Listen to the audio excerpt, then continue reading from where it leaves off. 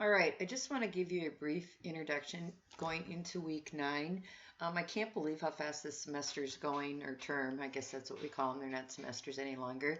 Um, but I'm very pleased with all the work that you've been doing. Hopefully, you're getting the feedback that you need, and also that you're finding that simulation is helping you apply some of the information that we've learned already in the from the textbook and activities prior to you starting it. So let's go ahead and get started.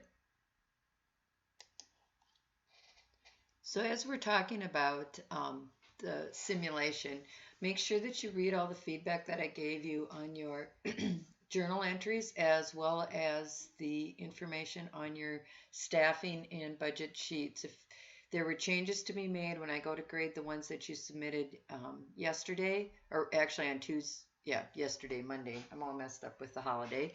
Um, I will be looking to make sure that you made the changes that I suggested. And if you did not, you then will start to lose points.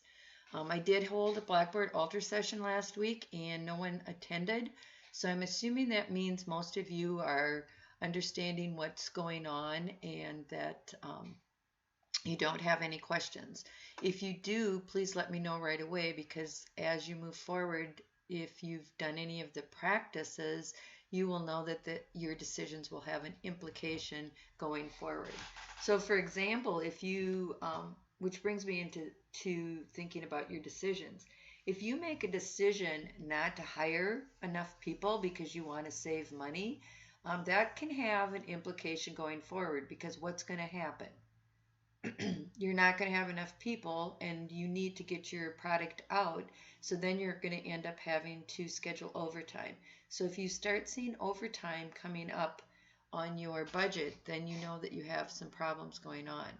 And remember, in this simulation, your business never had an HR department before. So you're going to have to make sure that you are um, making really good decisions so that the organization wants to keep your department around. And HR can have a huge impact on that. So really think about the decisions that you're making and don't just pick a number out of the air because you think it sounds good. Also, regarding your teams, great job on the research that was provided by the discussion board. I apologize for the confusion on that. Originally, I was only going to have it teams, and then I thought, well, it's hard to get everybody together based on what I was reading. So anyway, I hope I didn't create any issues on that. Make sure if you haven't read it and responded that you go back there and do that because everyone needs to at least read what was posted and respond to at least 2 others to earn the points for that. I would consider going back and reviewing your team contracts at this point. You've been working together for a few weeks now. Is what you have in there relevant to how you can manage your team? So think about that if you're a supervisor. Are the requirements clear enough that people know what the expectations of them are, and also not only what the expectations are, what the consequences may be if they do not meet the expectations. This is huge in any business setting, and if you are actually working in HR, you will be the one that will be dealing with the inconsistencies between a contract and what is actually happening on the floor. So consider going back and review that.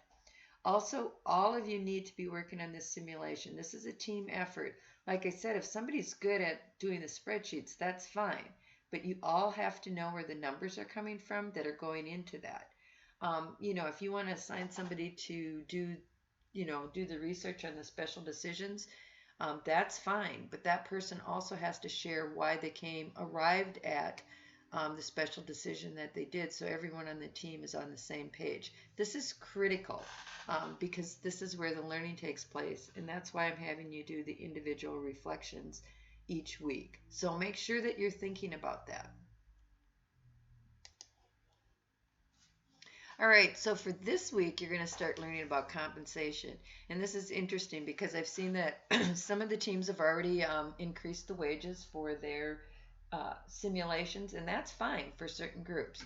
If one of your goals as an organization is to be the wage leader, that would be a perfect thing to do. But what we're going to do this week in week 9 is you're going to learn more about compensation. You're going to break down the different elements the different elements.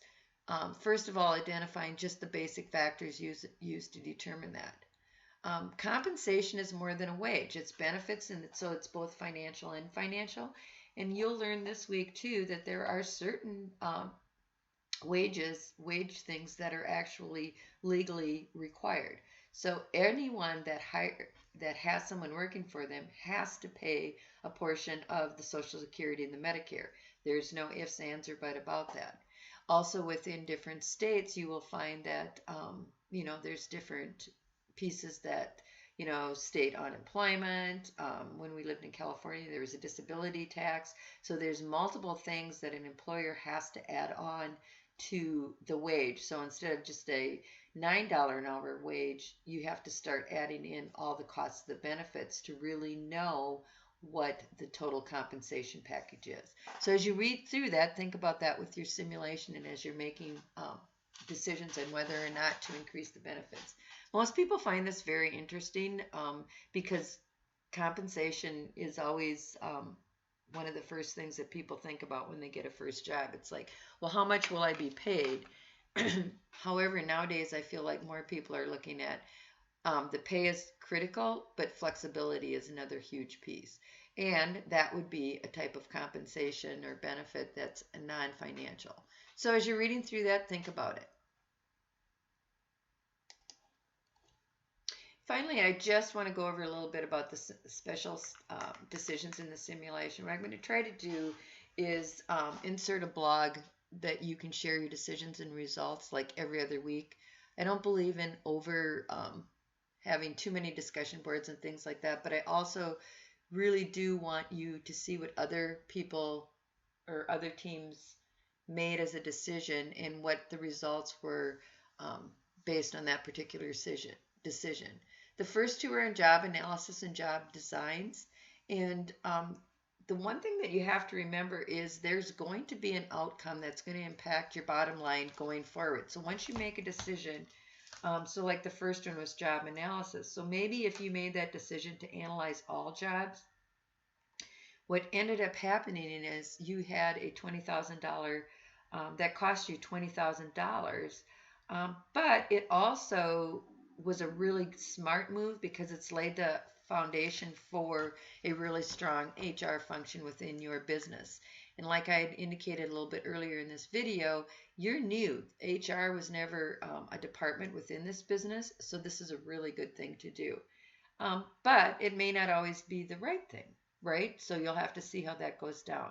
So really, I want to make sure that you understand the outcomes that happen or occur from the decisions that you make, and that everybody else reads those and understands why you made them and what happened to your business. So make sure you choose one person from your group to do the blog or submit your responses.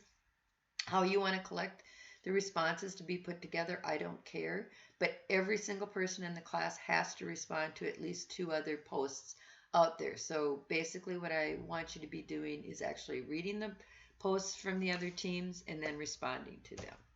As always, if you have any questions, let me know. Hope you have a great and happy 4th, and we'll be in touch next week.